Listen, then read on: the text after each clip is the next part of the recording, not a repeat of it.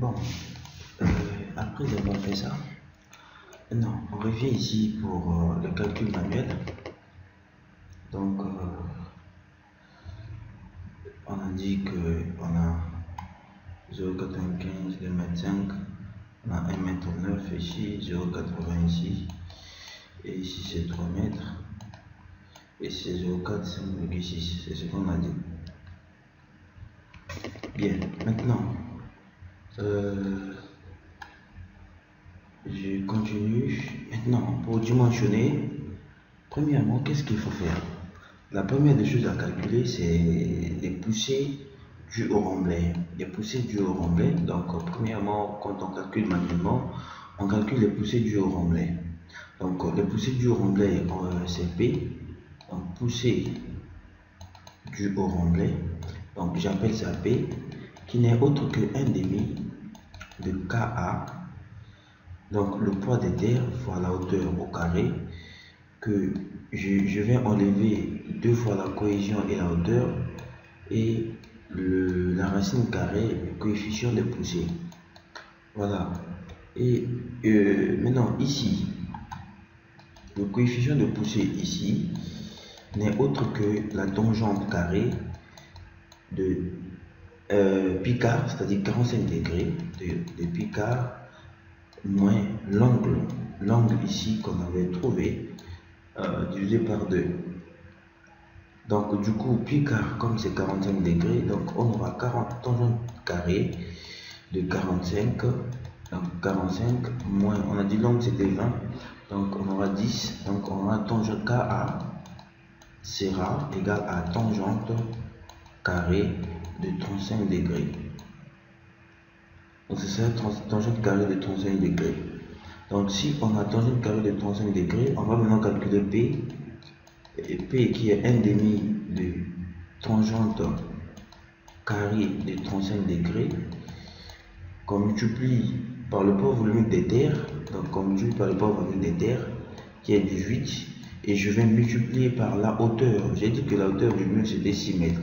Donc c'était 6 mètres, donc 6 au carré, moins 2 fois la cohésion. La cohésion, j'ai dit c'était 3, multiplié par 6 qui est la hauteur, et on fait maintenant la racine carrée de KA, comme c'est tangente carrée, donc on aura multiplié par la tangente de 35 degrés. Donc ça va nous donner le poussée des terres. Voilà un peu la formule pour calculer la poussée des terres pour notre mur de soutènement. Maintenant, une petite remarque. Je vais faire une petite remarque. Je vais donner quelques raisons des sinistres sur les murs de soutènement. Premièrement, d'abord, quand on construit les murs de soutènement, première raison des sinistres, c'est-à-dire les désastres, premièrement, c'est d'abord la psychologie. C'est un truc d'abord qui est psychologique. Pourquoi je dis psychologique? Parce que dans le bon sens d'abord nous pousse, nous en tant que constructeurs, à bien construire. C'est-à-dire, tu construis bien pour que, en cas d'effondrement, des conséquences, pour diminuer, pour que les conséquences ne soient pas trop fatales en fait. Le mur de soutènement, lui, est souvent cantonné en bordure de terrain, c'est-à-dire soit en confins des jardins et ainsi de suite. Maintenant, premièrement, j'ai dit c'est d'abord psychologiquement. D'abord, c'est un truc qui est psychologique. Donc, le bon sens, d'abord, ça nous pousse à construire normalement. C'est-à-dire, on fait des toitures pour nos bâtiments pour essayer de bien drainer les eaux, pour ne pas qu'il y ait des éboulements, et ainsi de suite. Maintenant, le deuxième sinistre, c'est quoi? Le deuxième problème dans les murs des soutènements, c'est l'absence de calcul. Donc, on ne fait pas les calculs et on vient construire un mur de soutènement. Ça, c'est un danger. C'est une erreur très fatale. Parce que les murs de soutènement, ce sont des ouvrages qui sont complexes et qui nécessitent vraiment des études. Donc, ce sont des ouvrages qui sont complexes et qui nécessitent vraiment des études. Mais tu viens comme ça, tu viens, c'est pour ça que j'ai dit que la première des choses, c'est d'abord psychologiquement.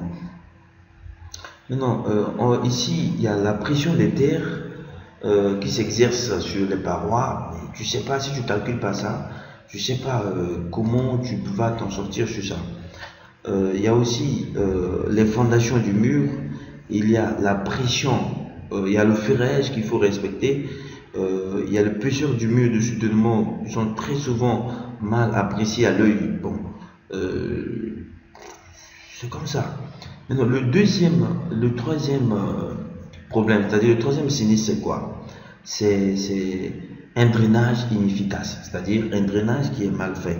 Un drainage qui est mal fait entraîne encore des éboulements du mur de soutènement. Par exemple, on a un mur de soutènement qui est là, et le drainage qui est mal fait, donc du coup, on aura des soucis. Pourquoi? Parce que je vais dire ceci. Il y a bien des choses à retenir avant de réaliser le mur de soutènement. Il y a des poussées, de l'eau derrière le mur ici. Les poussées de l'eau derrière le mur ici, quand il pleut, les poussées de l'eau là, ça peut être 3 fois plus grande que les poussées de terre. Donc les poussées de l'eau qui sont derrière le mur ici sont 3 fois plus grandes que les poussées de terre. Et donc je peux dire que quand il pleut, on peut considérer que le mur est équivalent au mur de piscine. Tu vois, le mur de piscine est souvent en présence de l'eau. Donc souvent quand on calcule les voiles, donc on dimensionne les voiles selon les normes. Maintenant, donc si tu te lèves du haut matin, tu viens dimensionner le mur de soutènement sans connaître quelles sont les précautions à prendre avant de construire le mur de soutènement, ça veut dire que tu as fait un dessin. Donc tu es venu, tu as posé, et ainsi de suite. Et puis dans le lendemain, et puis dans quelques jours, ça va s'écrouler, et puis ça peut causer des pertes. Bon. Le mur de soutènement, bon, ce sont des ouvrages sont capables de souvent pour le problème d'eau au niveau des murs de soutènement, c'est un peu compliqué parce que la seule solution que je peux dire, c'est de laisser passer de l'eau pour faire baisser le niveau d'eau derrière le mur.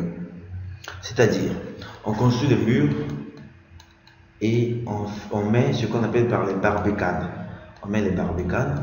Les barbicades, ce sont des dispositifs qui sont mis entre les murs de soubassement pour permettre l'évacuation des eaux. C'est ça ce qu'on appelle par les barbicades. Donc il faut mettre les barbicades pour que l'eau puisse, le niveau d'eau qui est derrière le mur puisse être drainé. Donc la mauvaise drainage, c'est-à-dire le drainage inefficace peut entraîner des problèmes. Il y a aussi des types de sols. Il y a les types de sols qui sont non drainants. Donc, qu'on utilise quand on fait les remblais ici par exemple, on ne met pas n'importe quel sol. Si on met n'importe quel sol, on peut avoir des problèmes de drainage. Par exemple, je peux dire ceci. Par exemple, si tu mets de l'argile ici, l'argile a un problème de drainage. Un sol argileux a un problème de drainage. Donc, il faut essayer de voir tout cet aspect aussi. Ici, on peut dire que il y a encore un problème de drainage des eaux qui est 9 fois sur 10, je peux dire. Souvent, on construit le soutènement, on construit un mur, puis on vient rembler avec les terres locales. Maintenant, on dit que tous les sols n'ont pas les mêmes propriétés mécaniques, donc les mêmes propriétés de drainage également. Par exemple, tout à l'heure, je viens de citer un sol argileux. Un sol argileux a un problème. C'est-à-dire que le sol argileux va souvent mal drainer les eaux. Ça draine mal les eaux. Souvent, les eaux sont restées bloquées derrière le mur. En plus, les propriétés de drainage de la poussée des terres sur le mur dépendent du sol et des propriétés. Car l'angle de talus naturel a le coefficient de frottement du sol. C'est pourquoi un bureau d'études préconise souvent de ne pas utiliser les terres locales, mais d'utiliser plutôt des remblais c'est-à-dire des remblais drainants, c'est-à-dire achetés dans les carrières, quoi. Même si le coût sera un peu plus supplémentaire, certains, on sera obligé d'acheter. Donc, nous, les ingénieurs, souvent, on dit de ne pas rembler avec la terre locale. Parce que tu sais, souvent, on peut être confronté à de l'argile. L'argile a un mauvais système de drainage et ça peut retenir l'eau derrière le mur. Je dis que la force d'eau, donc derrière le mur, est 3 fois supérieure à la poussière de terre. Donc, pour la première solution envisagée, c'est de placer les barbicanes entre les murs de soutènement pour drainer de l'eau. Il y a aussi un autre aspect, c'est la mauvaise disposition du ferraillage. Quand on a une mauvaise disposition du ferraillage sur le mur en béton armé, en absence d'études, donc on ne fait pas l'étude, les études, on vient directement, on appelle un ferrailleur, lui aussi il vient, il fait un ferraillage à sa façon, et ça c'est un autre système. Maintenant, en absence d'études et de plans de ferraillage, les plans de ferraillage, les entrepreneurs font comme, c'est comme s'ils ne connaissaient rien.